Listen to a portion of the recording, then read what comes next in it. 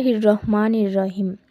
হে সমস্ত জগতবাসী, বিশ্ব আধ্যাত্মিক জ্ঞান সঞ্চার দরবার শরীফ হইতে আমি চাঁদনী চিশতি আমার মুর্শিদ কেবলা গাউসুল আজম শামীম আলী চিশতির লেখা গ্রন্থ থেকে আজকে কিছু তত্ত্বকথা আলোচনা করিব। গ্রন্থটির নাম শরীয়তের পেট থেকে হাকিকত ও মারিফতকে উদ্ধার। তো সবাই ধৈর্য ও মনোযোগ সহকারে শুনবেন। আল্লাহু তাআলা আমাকে যতটুকু জ্ঞান দান করেছে অতটুকুই বলার চেষ্টা করব। আমরা একটা জিনিস জানি, বায়াত গ্রহণ করতে হবে। আর এই বায়াত গ্রহণ কেন হতে হবে? কুরআনে কাফের সূরা 17 নম্বর আয়াতে বলেছেন, তোমরা আমার মুর্শিদের কাছে যাও, মুর্শিদের কাছে যাইয়া শিক্ষা গ্রহণ করো এবং দেহতত্ত্বে নিজেকে চেনো।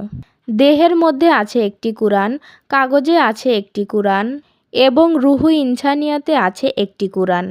এই তিনটি কোরআন যদি আমরা বুঝি আর যদি খোঁজার মতো খুঁজি, আল্লাহু তাআলা অবশ্যই আমাদেরকে সেই মারফত জগতের জ্ঞান, তরিকত জগতের জ্ঞান, হাকিকত জগতের জ্ঞান আমাদেরকে দান করে। আমাদের মুখমণ্ডলের মধ্যে চোখ, কান, নাক, মুখ, এই চারটি জিনিস শ্রেষ্ঠ।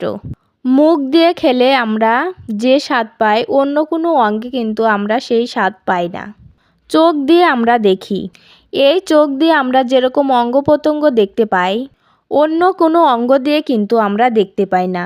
যে কান দিয়ে আমরা শুনি, অন্য কোনো অঙ্গ দিয়ে কিন্তু আমরা শুনতে পাই না। নাক দিয়ে যে আমরা ঘ্রাণ পাই, অন্য কোনো অঙ্গ প্রত্যঙ্গ দিয়ে আমরা ঘ্রাণ পাই না। তাহলে দেখা যায় আমাদের এই চারটা অংশই শ্রেষ্ঠ। ঠিক আমাদের মধ্যেই সেই চারটি নবী শ্রেষ্ঠ।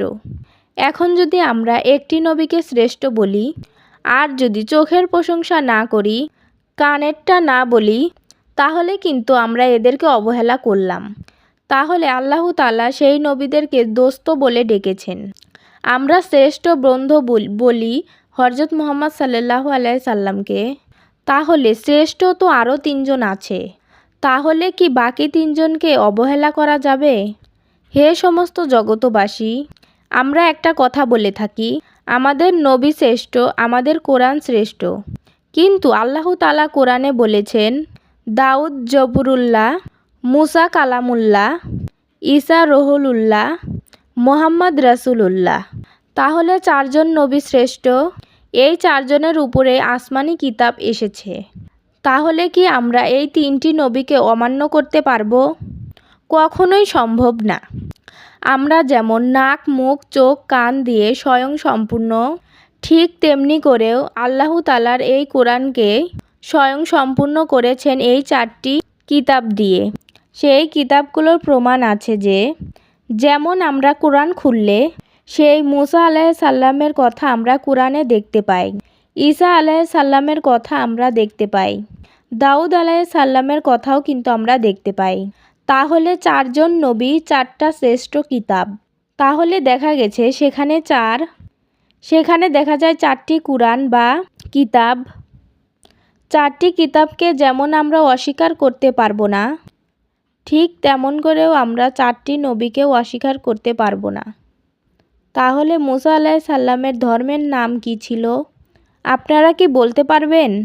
আমি বলি, ইহুদি ধর্ম ছিল মুসা নবীর, নাসারা ধর্ম ছিল দাউদ আলাইহিস সালামের, ঈসা আলাইহিস সালামের ছিল খ্রিস্টান ধর্ম, মহানবী হযরত মুহাম্মদ সাল্লাল্লাহু আলাইহি সাল্লামের ছিল ইসলাম ধর্ম। এখন চারজন নবী যদি আল্লাহু তাআলার কাছে শ্রেষ্ঠ হয়, চারটি আসমানি কিতাব যদি আল্লাহু তাআলার কাছে শ্রেষ্ঠ হয়, আমরা যদি এই চার কিতাবকে না মানি, তাহলে কিন্তু আল্লাহু তাআলার কাছে ইবাদত গণ্য হবে না। পরের সাবজেক্ট হলো, মানুষ একটি কথা বলে থাকে, কোরআন পড়ো, নামাজ পড়ো, রোজা রাখো। কিন্তু দেখেন, কোরআনটিকে যদি আমরা ভালোভাবে ঘাঁটি, তখন দেখা যায় 5 ওয়াক্ত নামাজের উল্লেখ পাই না। এখন যদি আমরা মোল্লা মুন্সির কাছে জিজ্ঞাসা করি, তারা বলে কোরআনে না পেলে কি হবে, হাদিসে তো আছে। তাহলে হাদিস তো সুন্নত, কোরআনও তো ফরজ, তাহলে নামাজ তো সুন্নত হবে। যদি কোরআনে থাকতো তাহলে নামাজ ফরজ হতো। তাহলে আপনারা নামাজ ফরজ কোথায় পেলেন? এই হলো আমার আপনাদের কাছে জিজ্ঞাসা। এর পরের সাবজেক্টে যদি আসি, কুরআনে সূরা কাফেরে ১৭ নম্বর আয়াতে আল্লাহ তাআলা বলেছেন, আমার মুর্শিদকে আমি এঁকেছি। নবুয়তের যুগে নবীরা ছিল, পয়গম্বরের যুগে নবীরা ছিল। এখন নবুয়ত খতম হয়ে গেছে, এখন বেলায়েত চালু হয়েছে। এই বেলায়েতের যুগে আমি মুর্শিদকে চালু করেছি। আমি পৃথিবীতে অনেক কামেল মুর্শিদকে প্রেরণ করেছি।